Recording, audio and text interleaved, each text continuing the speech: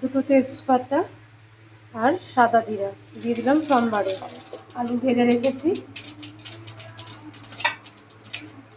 মোচা সিদ্ধ করে রাখা হয়েছে, জল ঝরিয়ে নিয়েছি। আর যেহেতু আমাদের অ্যালার্জি, বেশি চিংড়ি মাছ খাওয়া হয়ে যাচ্ছে ইদানিং, খুব একটা চিংড়ি আমরা খাই না।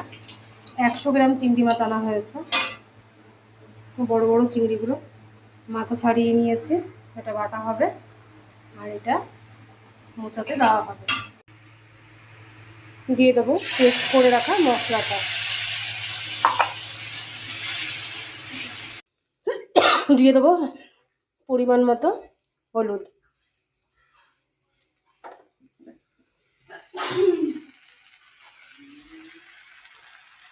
স্বাদ মতো লবণ।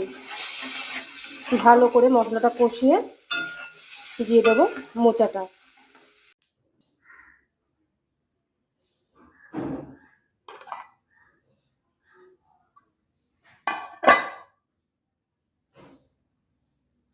চিংড়ি মাছ দিয়ে মোচার তরকারিটা আমার কমপ্লিট।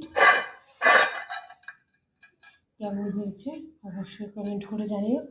আর আজকে অতিরিক্ত ব্যস্ত, তার জন্য অনেকটাই শেয়ার করতে পারিনি। যেটুকু পেরেছি সেটুকু করেছি।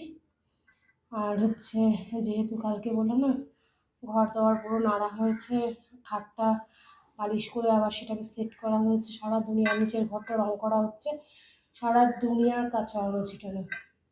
যাই হোক, কিছুটা সারতে পেরেছি, এখন অনেকটা কাজ বাকি। কালকে শুক্রবার, নিরামিষ, সেই সমস্ত বাসন কুসন ধোয়া, এই কাজের ব্যস্ততা।